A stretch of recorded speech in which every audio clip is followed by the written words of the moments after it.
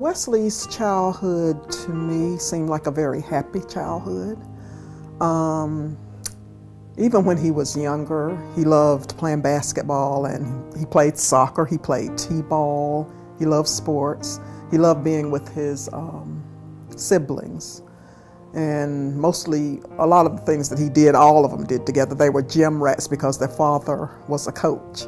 Ever since I was young, I always used to like to draw shoes and make my own designs of, sneakers and everything like that. And, it just, I guess, evolved. And once I got into high school, I just decided I wanted to be a sneaker designer. So I went to UNC Charlotte. I wanted to major in graphic design. Well, when we dropped Wesley off at UNC Charlotte his freshman year, we were hoping that he would be able to go there and make friends and succeed in his classwork. I don't think he was as outgoing as maybe a typical college student would be, but I think he had a close-knit set of friends. And he was able to get through the first year, I would say successfully. We began to see changes mainly in the first couple of years with his grades. In his first year, he did better than the second year, but his grades started to fall. And he took a break and went back, and in that third year was when we started seeing a change. But we never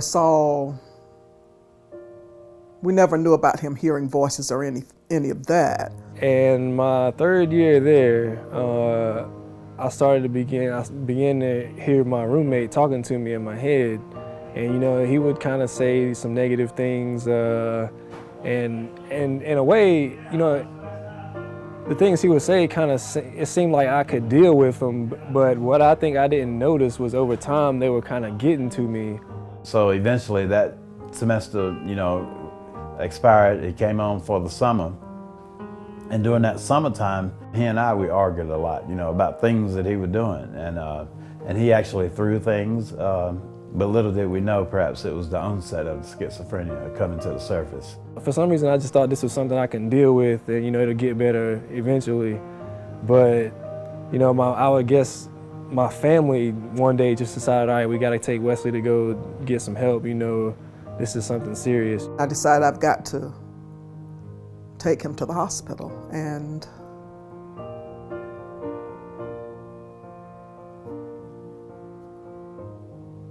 his mom decided that she needed to go seek, additional counseling. So that's when she took him down to Chapel Hill, and they evaluated him and diagnosed him with schizophrenia at that time. When he came home and they released him, it seemed to me that it was worse. And I think that maybe the medicine wasn't the right medicine. So I said, well, I'm taking him somewhere else. I'm not going to quit. So we went to the emergency room at Wake Forest and Winston-Salem. So basically, my parents had dropped me off that day, and I was just, I think I was just like sitting on a couch in the lobby somewhere or something, and I overheard one of the doctors saying, well, it's a situation with schizophrenia and psychosis. And that's when I was just like, oh, all right, so this is what I'm dealing with. This is why, everything is happening the way it's happening. For a long time, the medicine just didn't seem to work together. And finally, he came up with something that we felt like did work. And I think that's part of the reason that he's level off now, that it's much better.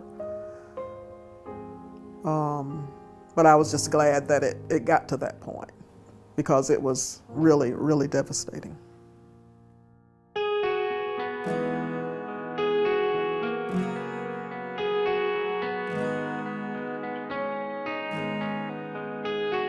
What I get at a sanctuary house that makes my life better is just having a sense of belonging and being around others that understand me. And I go other places and I'm around others that are like me, but at sanctuary house, it's such a deeper bond, It's a different and deeper bond in so many ways. I first heard about Sanctuary House through the doctor we were seeing at the time at Triad Psychiatric and Counseling. One of the things that Sanctuary House helped to do was to give Wesley employment. And that, I think, has also contributed to overall how well he's doing now. He's very gung-ho about going to work. He loves going. It gives him purpose. And working in a shoe store is very good for him because he loves shoes and he wanted to be a shoe designer, so that helped even more for his purpose in life.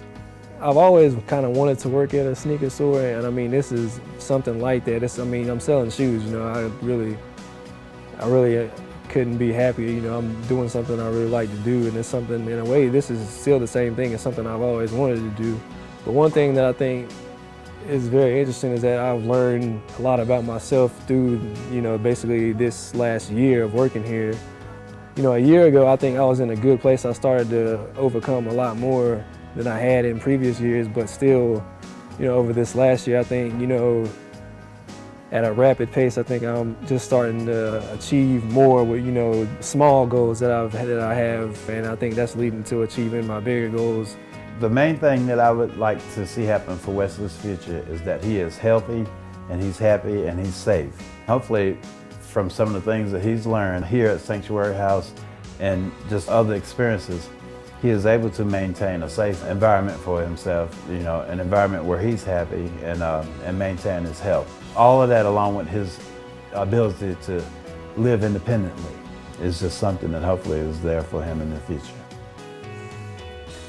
For Wesley's future, I just want whatever makes him happy.